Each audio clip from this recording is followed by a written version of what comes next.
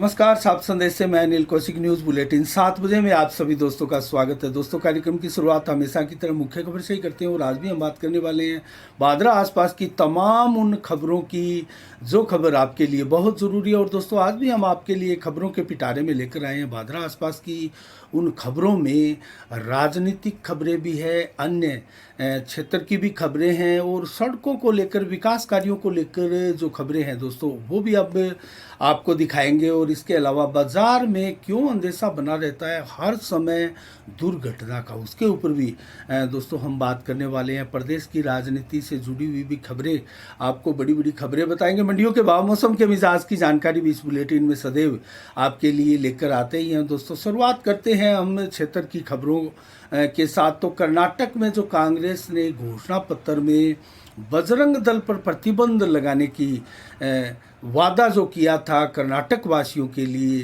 दोस्तों, उसको लेकर अब पूरे देश में बवाल मचा हुआ है। हनुमानगढ़ जिले में भी जो राष्ट्रीय अध्यक्ष है खड़गे, उनका पुतला जलाया गया और विरोध किया गया लोगों ने कि बजरंग दल पर प्रतिबंध कांग्रेस क्यों लगाना चाहती है। दोस्तों, इसको लेकर एक नई बहस भी छिड़ चुकी है और कर्नाटक में भी कांग्रेस ने बजरंग दल पर प्रतिबंध का घोषणा पत्र में एंट्री करके एक नए विवाद को भी जन्म दे दिया। और वहाँ कर्नाटक में अब कांग्रेस पिछड़ती हुई भी दिखाई दे रही है। बेशक अभी चुनाव 10 मई को होने वाले, 13 मई को वहाँ मतगणना होगी, लेकिन कांग्रेस यहाँ अच्छी खासी स्थिति में दिखाई दे रही थी। लेकिन इस मुद्दे के बाद कांग्रेस का देश भर में जो विरोध हो रहा है, उसको लेकर अब तरह तरह की कयास भी लगाए जाने लगे हैं। दोस्तों, हम बात करेंगे अन्य खबरों की। तो कल भाजपा कार्यालय में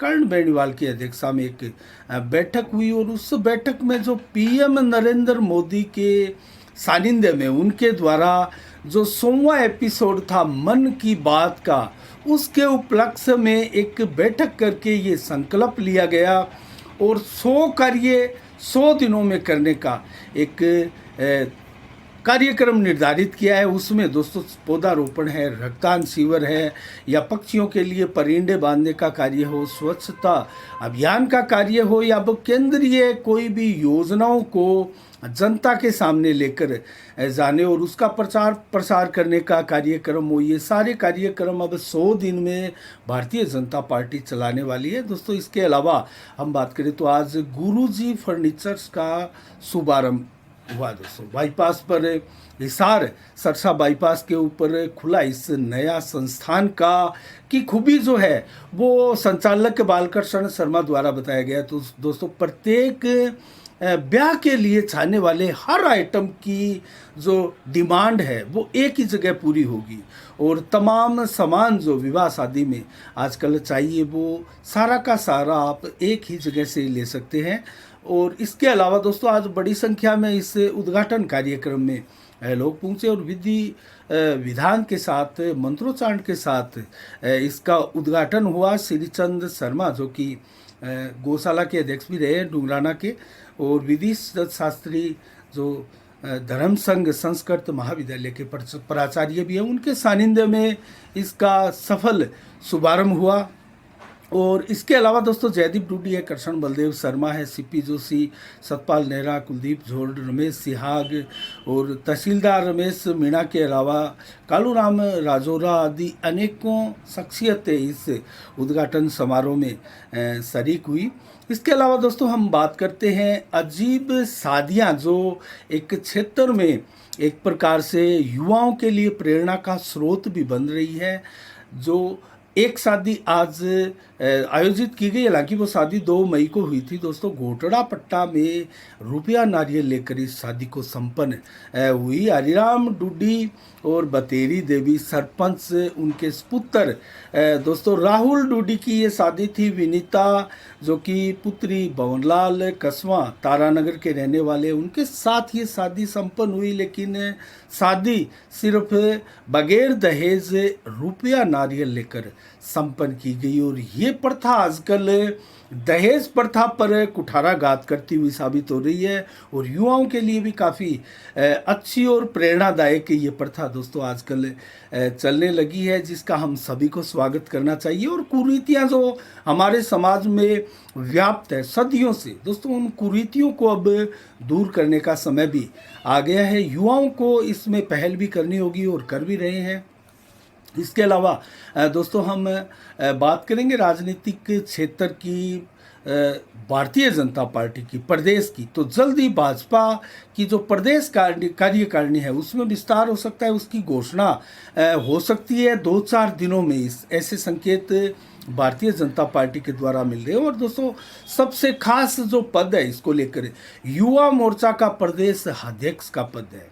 आपको याद होगा भादरा के अशोक सैनी प्रदेशाध्यक्ष बने थे भारतीय जनता युवा मोर्चा के।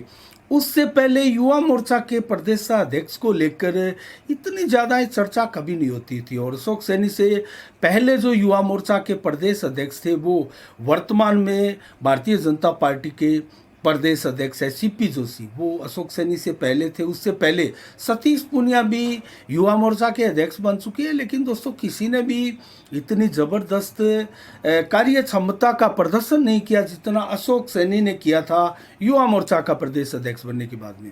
और लगभग उसके बाद में ही इस पद को पाने वाले युवाओं की बड़ी तादाद है और लालसा रहती है कि वो कम से कम युवा मोर्चा का प्रदेश अध्यक्ष पद उनको मिल जाए और पूरे राजस्थान में हर जिले में जाकर अपनी टीम को बनाने में, स्थापित करने में उनको महारत हासिल हो और उनकी वाहवाही हो।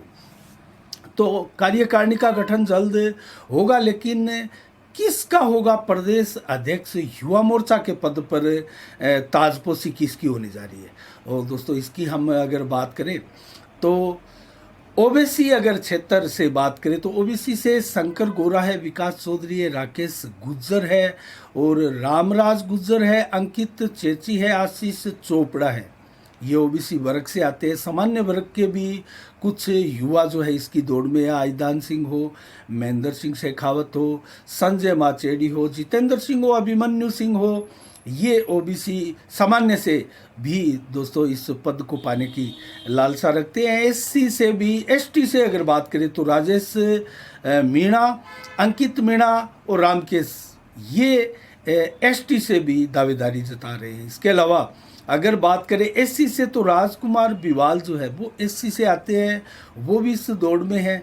लेकिन भारतीय जनता पार्टी का अगर जहाँ तक सवाल है तो सोशल इंजीनियरिंग का ध्यान वो अवश्य रखेगी। और इसको लेकर जैसे प्रदेशाध्यक्ष वर्तमान में ब्राह्मण है तो ऐसे में आरक्षित चेहरों को ही आगे लाया जाएगा। ये भाजपा की रणनीति का हिस्सा भी है। इसके अलावा दोस्तों बात करें कांग्रेस की तो कांग्रेस में अभी भी सचिन पायलट पर साइंस बरकरार है। ना तो पार्टी सचिन पायलट पर कोई अनुशासनात्मक कार्रवाई कर पा रही है और ना ही सचिन पायलट को दिल से तमाम कांग्रेसी और आला नेता, केंद्रीय नेतृत्व स्वीकार करने वाला है। तो ऐसे में क्या होगा सचिन पायलट का भविष्य।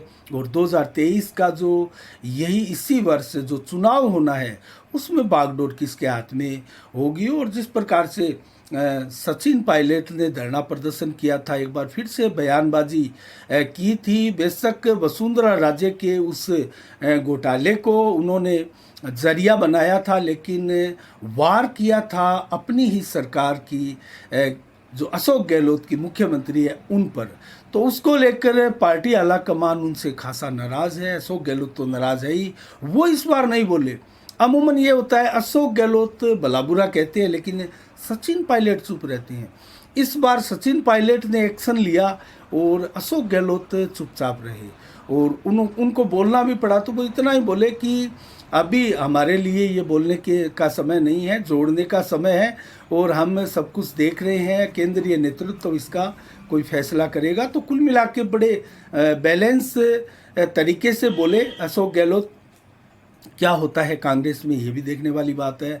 लेकिन अगर भादरा की बात करें तो दोस्तों भादरा में आपको पता ही है अशोक गहलोत माननीय मुख्यमंत्री साहब जब आए थे तो किस प्रकार के यहाँ वचन बोलकर गए थे, उससे कांग्रेसियों में किस प्रकार उदासी है, घोर निराशा है। लेकिन फिर भी निराशा के बीच में भी हमने पहले भी आपको बताया था, आशा की किरण जरूर है और वो मानकर चल रहे हैं कांग्रेस की टिकट हर हाल में भादरा में बंटेगी, मिलेगी और कांग्रेस का कोई ना कोई एक नेता जो है वो चुनाव अवश्य लड़ेगा। बलवान पूनिया को कांग्रेस की टिकट नहीं मिलेगी, ऐसा भी बोलने वाले कह रहे हैं। और ये तो मुख्यमंत्री अशोक गहलोत ने भी कहा कि कांग्रेस में नहीं आ रहे हैं बलवान पूनिया, लेकिन हमें टिकट बांटने में यहाँ दुविधाओं का सामना करना पड़ेगा। तो कुल मिला के इशारों में बहुत कुछ कहा मुख्यमंत्री अशोक गहलोत ने, लेकिन यहाँ कांग्रेसी अभी भी उम्मीद में और अपना अभियान चलाए हुए हैं और दोस्तों उनका प्रयास करते रहना यही एक नियति भी है और देखते हैं क्या होता है आने वाले समय में। लेकिन एक बड़ी खबर की हम प्रदेश की आज बात करें तो पिछले 5 दिनों से दिल्ली के मुख्यमंत्री अरविंद केजरीवाल के लिए बहुत घातक स्थितियां इस बार बन रही हैं। वो इसलिए कि एक टीवी चैनल द्वारा दोस्तों जो उनका शीश महल का एक ऑपरेशन किया गया उसका खुलासा लगातार किया जा रहा है। लाखों के पर्दे, 45 करोड़ का जो रेनोवेशन माफ कीजिएगा जो किया गया था 45 करोड़ रुपए का, उसको लेकर बवाल मचा है आम आदमी पार्टी के भीतर भी और देश की राजनीति में भी। अब दिल्ली की सड़कों पर ऑटो और टेम्पो आदि पर अब लिखा आपको मिलने लगा है कि केजरीवाल सबसे बड़े भ्रष्ट हैं। इस प्रकार के स्लोगन अब आपको दिखाई दे रहे हैं और आज भी जमकर दिल्ली में प्रदर्शन हुए, धरने हुए। केजरीवाल के मकान के आगे लगातार जमा है भारतीय जनता पार्टी के लोग, प्रदर्शन कर रहे हैं और मांग कर रहे हैं कि अपने उस शीश महल के दर्शन कराए जनता को। उसमें कितना जनता का रुपया लगा है वो कम से कम दिखाया जाए, क्योंकि वो कोई पर्सनल निजी प्रॉपर्टी से नहीं बनाया गया था। जो केजरीवाल का मकान था वो सरकारी पैसे से और जनता के पैसे से बनाया गया और 45 करोड़ का रेनोवेशन मात्र।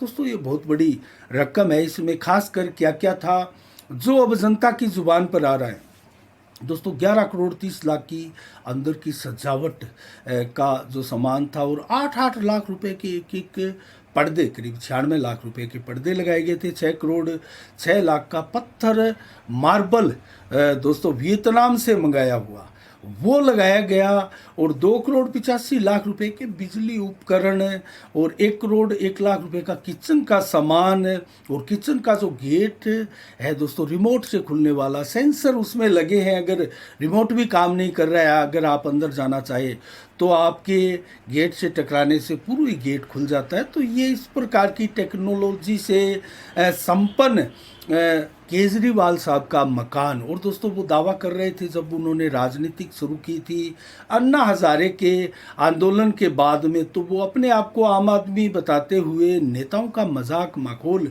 उड़ाते रहे। भारतीय राजनीति में एक भूचाल सा ला दिया था दोस्तों और स्वयं के लिए कहते थे कि मैं किसी भी वीआईपी कल्चर को भी नहीं अपनाऊंगा और एक साधारण से 3-4 कमरे के मकान में रहूँगा और एक छोटी सी गाड़ी में मैं चलूँगा और कुल मिला के पैदल आना, सड़कों पर चलना, सिंपल सादा लिबास पहनना। वो लिबास तो सिंपल सादा ही पहनते हैं दोस्तों, लेकिन जब घर में प्रवेश करते हैं तो कोई बड़े से बड़ा उद्योगपति भी इस प्रकार के ऐशो आराम के साथ नहीं रहता होगा जितना ऐशो आराम मुख्यमंत्री अरविंद केजरीवाल के मकान से मिला है। इसका खुलासा हुआ है और इसको स्वीकार भी किया गया है। स्वीकार इसलिए किया है कि ना तो इसको लेकर कोई प्रेस कॉन्फ्रेंस आम आदमी पार्टी की तरफ से अभी तक नहीं हुई और इसको आज 6वां दिन है। लगातार नए नए खुलासे हो रहे हैं, एक एक चीज़ों की परतें उगड़ रही है बड़ी संख्या में। वहाँ अरे दरख्त पेड़ काटे गए, किसी चीज़ पर जवाब देते नहीं बन रहा है। और वो आम आदमी पार्टी छोटी से छोटी बात के लिए जो प्रेस कॉन्फ्रेंस करके जनता के बीच में अपना पक्ष रखती थी, आज वो दबाव में है और पूरे देश में एक प्रकार से आम आदमी पार्टी की पोल खुल चुकी है। और अब इसका सीधा सा जो फायदा है, उसका लाभ है दोस्तों कहीं ना कहीं कांग्रेस पार्टी को मिलेगा। पूरे देश में मिलेगा। एक उम्मीद बनकर उभरी थी आम आदमी पार्टी, लेकिन आम आदमी पार्टी का इस प्रकार मुखिया पर हमला और जवाब देते हुए नहीं बनना, और जिस कंसेप्ट के साथ आम आदमी पार्टी ने भारतीय राजनीति में कदम रखा था, वो कंसेप्ट ही ध्वस्त हो चुका है दोस्तों। अब कौन जो है वो विश्वास करेगा आम आदमी पार्टी पर, और आम आदमी पार्टी जहां भी बढ़ी है दोस्तों, अगर आप देखेंगे राजनीति के आप जानकार है, तो भारतीय जनता पार्टी के वोट बैंक में तो थोड़ी सेध इसने लगाई है, लेकिन कांग्रेस के वोट बैंक में ज़बरदस्त सेध लगाई है। अगर आप पंजाब में देखें तो पंजाब में कांग्रेस ही सत्ता में थी, भारतीय जनता पार्टी वहाँ नाम मात्र थी, लेकिन वहाँ कांग्रेस का सफाया करते हुए प्रचंड बहुमत के साथ सरकार बनाई। अगर बात गुजरात की करें, चुनाव आपको याद होगा, तो वहाँ कांग्रेस और भाजपा की ही मुख्य टक्कर अब तक होती आई थी, लेकिन कांग्रेस का वहाँ कमज़ोर प्रदर्शन और भारतीय जनता पार्टी लगातार जीतने के बाद भी एंटी इनकम्बेंसी बता रहे थे कि वहाँ है और इस बार कड़ा मुकाबला होगा, लेकिन आम आदमी पार्टी की एंट्री हुई, 13% तो वहाँ वोट मिले, लेकिन कांग्रेस का प्रदर्शन वहाँ धराशायी हो गया, और यही कारण है कि भाजपा ने प्रचंड जीत दर्ज की। तो कुल मिला के आप जिस किसी भी राज्य से देखेंगे, राजस्थान हरियाणा से भी आम आदमी पार्टी के चुनाव लड़ने की बात थी, तो यहाँ भी कहीं ना कहीं कांग्रेस को भारी नुकसान था। लेकिन अब आम आदमी पार्टी का एक प्रकार से पोल खुलने के बाद में जो अब अर्श और फर्श का जो असर था, जो अंतर था, वो अंतर अब वापस घटने लगेगा, और कांग्रेस का अंतर जो है वो पुनः कांग्रेस खोई हुई ज़मीन अपनी वापस पा सकती है, और लोगों का विश्वास जो है वो पुनः कांग्रेस पर जाएगा कि देश की प्रमुख विपक्षी पार्टी जो है कांग्रेस से बड़ी नहीं हो सकती, और कांग्रेस से बहुत पुरानी और विश्वासी पार्टी है, तो कांग्रेस को इसका सीधा सीधा फायदा मिलने वाला है, इसमें कतई कोई दो राय नहीं है। और अब हम बात करें दोस्तों 8-8 लाख के पर्दों की बात हो, या फिर 15-15 बाथरूम मात्र 4 मेंबर के लिए, और वहाँ दर्जनों की संख्या में काम करने वाले नौकर चाकर हो दोस्तों, ऐसी व्यवस्थाएं आखिर किस राजनेता की होती है? तो ये शीश महल जो ऑपरेशन किया गया उसमें नाम दिया गया, ये कहीं ना कहीं स्टिक ही जान पड़ता है। इसके अलावा हम बात करें दोस्तों, भादरा क्षेत्र में आने वाले समय में एक बहुत बड़ा क्रिकेट टूर्नामेंट पीछे भी होते रहे हैं और अभी भी होने जा रहा है, जिसको हम भादरा प्रीमियर लीग के नाम से जानते हैं हर बार। तो ये 4 जून से होने जा रहा है दोस्तों, इसमें लाखों रुपए का खर्चा आता है। नाइट का ये टूर्नामेंट होगा भादरा के खेल मैदान में, इसमें शानदार व्यवस्थाओं के साथ इसका आयोजन होगा। और हम बात करें इसमें आकर्षक जो इनाम है वो की, तो प्रथम ट्रॉफी के साथ 1,41,000 का इसमें इनाम रखा गया है, और द्वितीय इनाम 71,000 का, तीसरा इनाम इसमें 11,000 का, और चौथा इनाम भी 4 नंबर पर आने वाली टीम को भी 11,000 रुपये दिए जाएंगे। इसके अलावा बेस्ट बॉलर हो, बेस्ट बॉलर के 11,000, बेस्ट बैट्समैन के भी 11,000, मैन ऑफ द सीरीज़ के 21,000, जबकि wicket keeper, best wicket keeper के 21, और फील्डर जो श्रेष्ठ होता है उसके लिए भी 21 आदि का आकर्षक इनाम होगा। बेशक इसमें 4500 रुपये की इंटर फीस रखी गई है। धूमधाम के साथ इसका 8-8 ओवर का मैच होगा, और धूमधाम के साथ इस टूर्नामेंट में कम से कम होने वाले में 100 से अधिक टीमें भाग लेंगी। तो आप अंदाज़ा लगा सकते हैं, लंबा चलने वाला टूर्नामेंट है। 15 के करीब दिनों तक इसका आयोजन लगातार होगा। नाइट में ये टूर्नामेंट होने वाला है। इसके अलावा बात करें दोस्तों आज उस प्रमुख खबर की जो भादरा क्षेत्र में विकास कार्यों को धत्ता बताते हुए आपके सामने होगी, और आपने सोशल मीडिया में देखा होगा, जो मैं भी आपको पहले बता चुका हूं दोस्तों, जो भादरा छानी झांसल की सड़क है, बहुत शानदार सड़क बनी ऐसा प्रतीत हुआ। हमने उस सड़क को आपको दिखाया भी था विस्तार से, छानी और भादरा के बीच में, कि किस शानदार तरीके से इस सड़क को बनाया गया है, और पूरा माल चढ़ाते हुए ऐसा प्रतीत हो रहा था कि ये सड़क जैसे 15 से 20 साल आराम के साथ चलने वाली है। लेकिन उस सड़क का 1 साल भी पूरा नहीं हुआ, और उस सड़क की टूटी हुई तस्वीरें आपने सोशल मीडिया पर वायरल होते हुए ज़रूर देखी होगी और उसको लेकर अब विकास कार्यों पर दोस्तों सवालिया निशान लग चुके हैं। आखिर विकास कार्य कैसे हो, कितनी लंबी चलनी चाहिए सड़क। दोस्तों मैं एक आपको उदाहरण बताता हूँ। भादरा का जो मेन रेलवे स्टेशन से लेकर हिसार बस स्टैंड तक जो मेन बाज़ार है, और उसमें से जो मेन सड़क थी अब तो नई बन चुकी है बलवान पूनिया के शासनकाल में ही। और इस सड़क को 2003 में सबसे पहले सुरेश चौधरी ने कंप्लीट बनाया था, और तब से लेकर अब ये 2023 में बनी है। तो इससे पहले कितना वर्ष हो गया इस सड़क को, 15 से भी अधिक वर्षों तक ये सड़क चली। हालांकि टूटकर बिखर चुकी थी 15 साल में, लास्ट 5-7 सालों में एक बिल्कुल, लेकिन ये 10 वर्ष तक ये सड़क शानदार तरीके से चली थी। तो अब बनने वाली सड़कें मात्र 1 वर्ष ही नहीं चल पा रही। दोस्तों टेक्नोलॉजी बढ़ी है और शानदार तरीके से इसमें काम हुआ है। विश्वास टेक्नोलॉजी पर, विकास कार्यों पर लोगों का बढ़ा है, लेकिन निर्माण कार्य सड़कों जैसे महीने में टूटना, 2 महीने में टूटना, 1 साल के अंदर अंदर सड़कों का टूटना, ये कैसा विकास कार्य है? क्या इससे निजात नहीं मिलनी चाहिए? या फिर दोस्तों हम बात करें, आपको भी अगर याद आ रहा है तो दोस्तों आप बताइएगा, किसी भी गलत निर्माण कार्य, घटिया निर्माण कार्य, घटिया सामग्री से होने वाले निर्माण कार्य को लेकर किसी भी ठेकेदार पर गाजगिरी है, उनको ब्लैकलिस्ट किया गया है? दोस्तों ऐसा बहुत कम सुनने में आता है। ऐसा क्यों नहीं हो पा रहा है? इसका सबसे बड़ा रीज़न जो है वो है भ्रष्टाचार।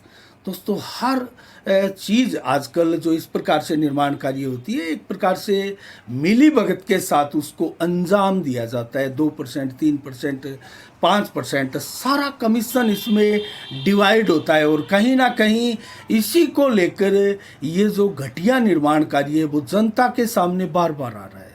इसके ऊपर कब लगाम लगेगी, कब केंद्र या राज्य सरकारें इसको लेकर स्ट्रिक्ट रणनीतियां बनाएगी, अधिकारियों पर इसकी सख्ताई करेगी? क्या हमारे कड़क विधायक साहब इन डिपार्टमेंटों की इन कमजोरियों को पूरा करेंगे? विधानसभा में जिस कड़कदार आवाज़ में बलवान पूनिया विभिन्न मुद्दों को उठाते हैं, क्या ऐसे मुद्दे भी वो भ्रष्टाचार को लेकर उठाएंगे? दोस्तों शायद नहीं, क्योंकि कहीं ना कहीं जो यहाँ क्षेत्र में आरोप लग रहे हैं उनका जवाब देने की जवाबदारी विधायक बलवान पूनिया की भी है, जो कि नहीं दिए जा रहे हैं। जनता भली भांति इन सारी चीज़ों को दोस्तों समझती है।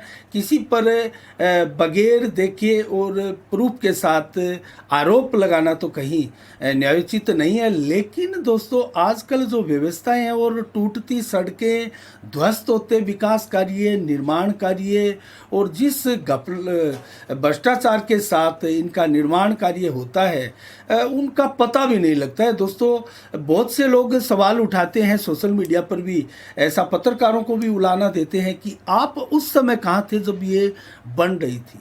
तो दोस्तों इसके मानक जो है लेबोरेटरियों में इसके मानकों को ले जाया जाता है, चेक किया जाता है कि कितनी घटिया निर्माण सामग्री है, पैमाने पर सही है या नहीं है।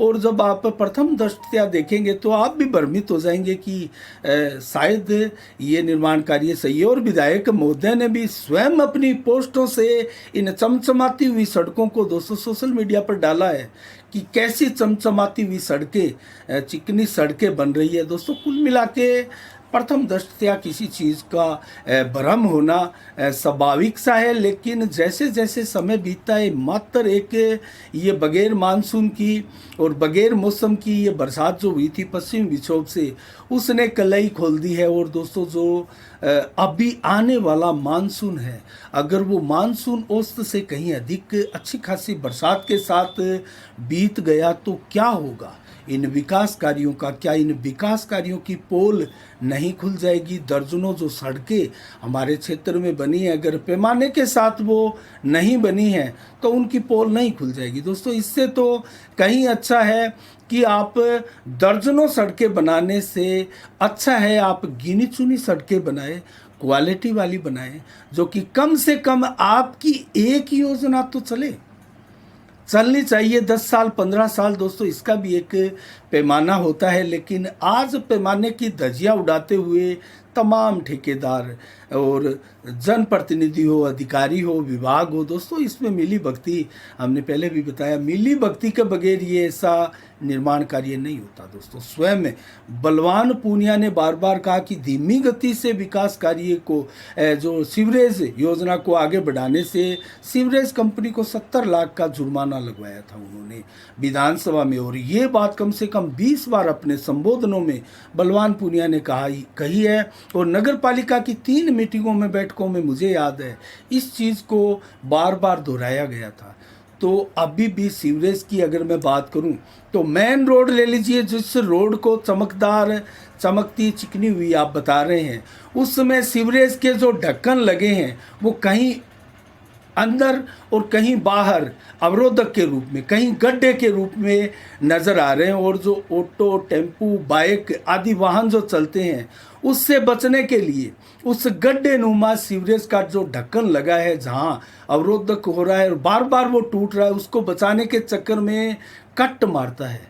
और दोस्तों बाजार में, सड़क के ऊपर अचानक से कोई वाहन चालक के कट मारते हुए आगे बढ़ेगा तो सामने आने वाले वाहन के साथ भी दुर्घटना की आशंकाएं पल्लवित होगी, और पीछे से तेज रफ्तार से आ रहे वाहन के भी भिड़ने की, दुर्घटना होने की संभावनाएं पूरी बनी रहेगी। और आप उन दुकानदारों से, व्यापारियों से पूछिएगा जिनके दुकानों के आगे ये इस प्रकार से सीवरेज के चैम्बर के ढक्कन वो बने हुए हैं, वो आपको बताएंगे कितनी दुर्घटनाएं दिन में होती हैं, चोटें भी लगती हैं, लेकिन उसकी कहीं कोई गिनती सरकार की लिस्ट में, सूची में नहीं होती दोस्तों, कहीं कोई उनकी खबरें नहीं आती हैं।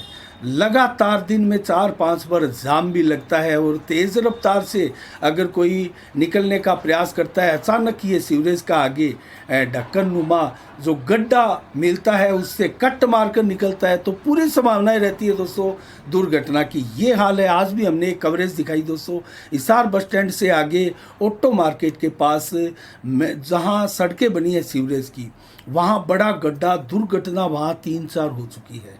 आज उसकी हमने कवरेज की, उस कवरेज को विस्तार से आप देखिएगा। छोटी सी कवरेज है, लेकिन ऐसे सैकड़ों गड्ढे भादरा क्षेत्र में आपको दिखाई दे जाएंगे। तो ये है भादरा क्षेत्र का विकास कार्य। आज के लिए दोस्तों इतना ही।